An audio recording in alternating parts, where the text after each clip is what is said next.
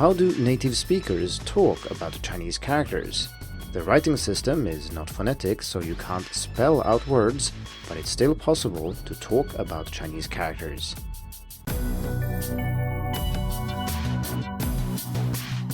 Hello and welcome to the Hacking Chinese podcast. In this week's episode, we are going to talk about talking about Chinese characters in Chinese. That merits some explanation before we continue, and as I said in the introduction, the Chinese writing system is not phonetic, so if you want to talk about Chinese characters, you can't just spell them out like you would words in English, for example. But of course, native speakers talk about the written language all the time, and that's what we're going to explore in this episode. In essence, we're going to talk about two related questions. How do you identify a specific character in the written language using only spoken words? For example, if you hear someone say the word 事实, fact or truth, how do you figure out which 是 and which 实 is used when writing this word? Since this is an audio-only podcast, I can't show you the correct characters for 事实, and this is the specific problem we are going to talk about in this episode. As usual, there is a written article on Hacking Chinese, so if you want to look at the characters as I talk or maybe look something up later, there is a link in the show notes. The second question is not about which character to pick among many, but rather how you write a character or a part of a character. So, for example, if someone says that the 实 in 事实 is the same as in 真实, but you don't know how to write this character anyway, how do you figure that out, and how do native speakers talk about new or unfamiliar characters? Because encountering characters you don't know how to write is, of course, not limited to second language learners. For those of you who are new to learning Chinese characters, it might not be obvious why these are problems. Talking about words in English is rather simple after all. We have words such as rhythm, which is hard to write, but it's not hard to ask someone how to write it. They can just spell out the letters and you'll be good. As I've already mentioned though, Chinese characters are not phonetic, so you can't spell them out in this way. For many basic characters in Chinese, such as zhen, person, huo, fire, or shan, mountain, there is no link between the written and spoken language. In other words, there is nothing in the way these basic characters are written that indicates how they are pronounced. So you can't, for example, look at shan and know that it's pronounced shan, you just have to memorize that. In a sense, this is similar to numerals in English. So, for example, if you see the number 3, there is nothing in that 3 that indicates that it's pronounced 3 in English, and indeed in other languages, this very numeral is pronounced differently. Compare this with the word 3, T-H-R-E-E, written out on the page, which does indicate how it is pronounced. And of course, if you were to write it out in French or German or Swedish, it would be different, indicating how that numeral is pronounced in those languages. For basic characters in Chinese, though, there is no such indication. You cannot look at these characters and know how they are pronounced. For compound characters, though, and most Chinese characters are compounds, it's slightly different. First, there are components that do indicate pronunciation, and these are called phonetic components, but they do so much more indirectly and less transparently than, say, letters do in English. Second, there are many hundreds of common components, and this is a large yet limited number, and these components can then be combined into thousands or tens of thousands of characters. This means that when writing a compound, it's much more about figuring out which components you're supposed to use rather than how to write these components, which is what we talked about first. These two separate aspects of Chinese characters also map to the two questions I asked initially and that we're going to explore in this episode.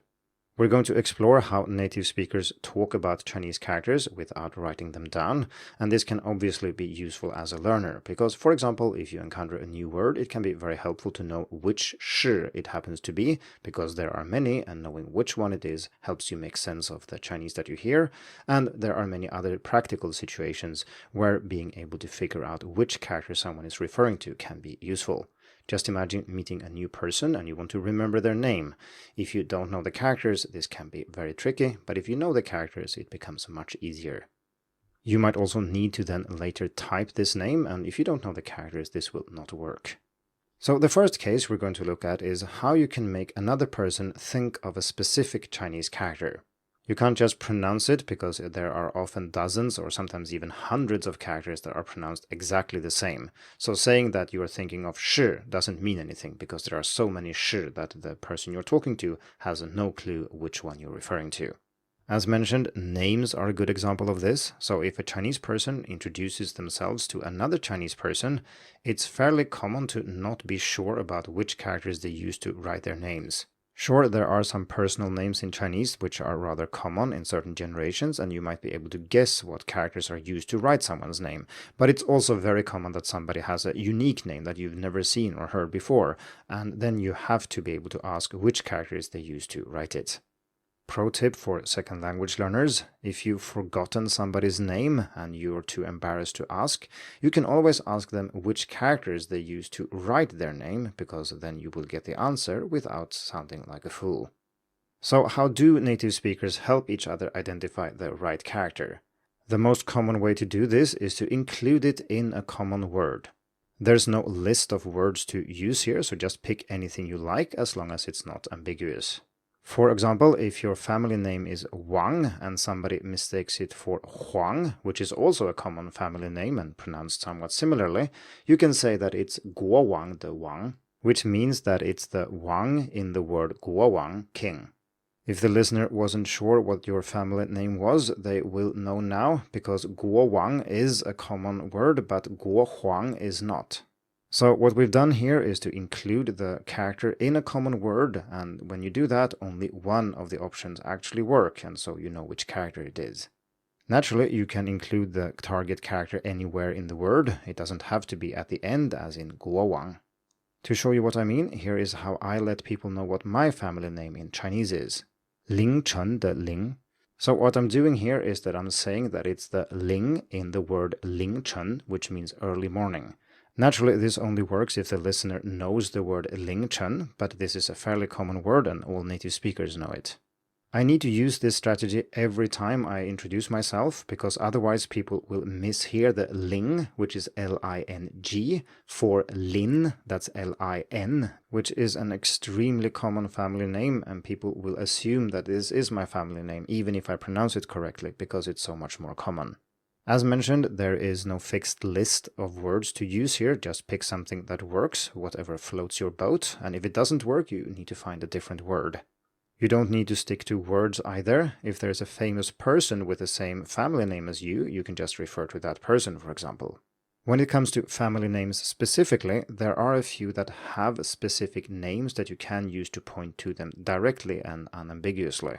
For example, the very common family name Lin that I referred to earlier is called Shuang Mu Lin. So Shuang 2, Mu 3, Lin, this specific family name. So essentially you are saying that it's the Lin that has 2 trees in it, and then it becomes very obvious which surname this is. This is usually not done for all family names, just a few of the common ones. So see if you can guess what this one refers to. Mu Zi Li. And here it comes again, Mu Zi Li. And you can find the answer in the written article on Hacking Chinese if you want to make sure you got it right. So to summarize, the most common way to show someone which character you mean is simply to include it in a context where only that character works.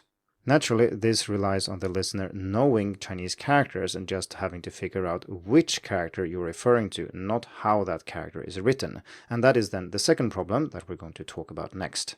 Being able to describe how to write a Chinese character or understand when somebody else describes how to write a Chinese character is very useful for learners, and it remains useful even as an advanced student because, like I said earlier, you might want to identify what character it is, or if it's a new one, make sure you know how to write it. And if you're in a conversation, it can be rather awkward to hold up your phone or use a piece of paper. The first strategy that might come to mind, and especially then if your teacher used this when writing characters when you were a beginner, is to simply use the strokes and just list the strokes that make up the character. This is a terrible approach, and native speakers generally don't use it except maybe as a fallback when other methods fail. Instead, by far the most common way to explain how to write a character is to describe which components go into the compound. And remember, most Chinese characters, a huge majority, are compounds, and you can also assume that if you're speaking Chinese and describing how to write characters, you are probably not a beginner and you will therefore know most of the common components already. And you don't really need to know the components individually, all you need is another character that contains the same component. This gives us two methods. One is to name the component, because many of the common components actually do have names, especially if they are also radicals. The other is to use the same strategy we used for words earlier, so you select a character that contains the component you refer to, and thereby you can point to it without actually writing it down. Let's start with the first method and look at the colloquial names of radicals, because these can be very handy to know if you want to talk about compounds. For many more of these, check out my list of the 100 most commonly used radicals, where I also include the spoken or colloquial name for these radicals. For example, the component meaning person that appears on the left in a character like ni or ta is usually called 单人旁. So 单 single, 人 person, 旁 side, and this 旁 is usually used for radicals that appear on the side. Another example is 提手旁. So ti to lift, shou hand, and pang, same pang as before. This is the name of the hand component that appears on the left in characters like da to hit. One final example is 三点水, which literally means 3 drops water, which refers to the vertical version of water that often appears on the left of many characters. I think that's enough to show you what I mean, but if you want more colloquial names for radicals, do check out that article I mentioned, and there is a link in the show notes. Now, not all components have colloquial or commonly used names, so you can't use this method for all components, it just works for the most common ones. So what to do in all other cases then? Well, I've actually already used this method. For example, I did say that the 提手旁 I mentioned is the left part of da, and this is how native speakers do it too. You simply pick a character that has this component and you describe that character and then says it's the left, top, bottom, or right of that character. For example, if you don't know that the vertical version of person is called 单人旁, you can just say that it's the left part of ni, or 你的左边. The same goes for 三点水. You can just put it inside of a character, so maybe 渴, thirsty, and say that it's 渴的左边. Here we run into a problem though, because as we discussed earlier in this episode, there might be more than one 渴, and how is the listener supposed to know which one you mean? Well, we already have the solution to that problem. You simply need to include that character inside of a word and let them know unambiguously which one you mean. For example, you can say 口渴, which also means thirsty, but since it has 2 syllables, it unambiguously points to this character. Or you can use the word 渴望, which means to desire, or any other word you can come up with which contains 渴. Essentially, what I'm saying here is that for this to work properly, you might need to employ both strategies we've talked about in this episode. To wrap up, I have prepared a little challenge for you. I will describe a few Chinese characters in Chinese, and we'll see if you can figure out which they are. Before we start, I should mention that this is not very beginner-friendly. Some of the characters might be beginner-friendly, but talking about characters relying only on spoken Mandarin is not something that really works unless you know a lot about characters, you know many other words to use, and you know, for example, some of the colloquial names of radicals, etc. So if you're a beginner, I think you should skip this, but if you've been learning Chinese for a while and want a challenge, feel free to go ahead. Number 1. 左边一个女，右边一个子. And again, 左边一个女，右边一个子. Number 2. 2点水加一个水。2点水加一个水。Number 3. 方框旁里面一个玉。方框旁里面一个玉. And now we'll use the other strategy where I include them in words instead. Number 1. 一个并且的并加一个瓦斯的瓦。一个并且的并加一个瓦斯的瓦。Number 2. 一个火加一个甲乙丙丁的丁。一个火加一个甲乙丙丁的丁。Number 3. 一个金字旁一个真实的真，一个金字旁，一个真实的真。If you think you know the answers or some of the answers, please leave them as a comment on the article on Hacking Chinese. You can also check the comment section for the correct answers and explanations of the correct answers. I'll see you there. Thank you for tuning in to the Hacking Chinese podcast. If you like this episode, please share it. More information and inspiration about learning and teaching Chinese can be found at hackingchinese.com. See you in the next episode, and until then, good luck with your studies.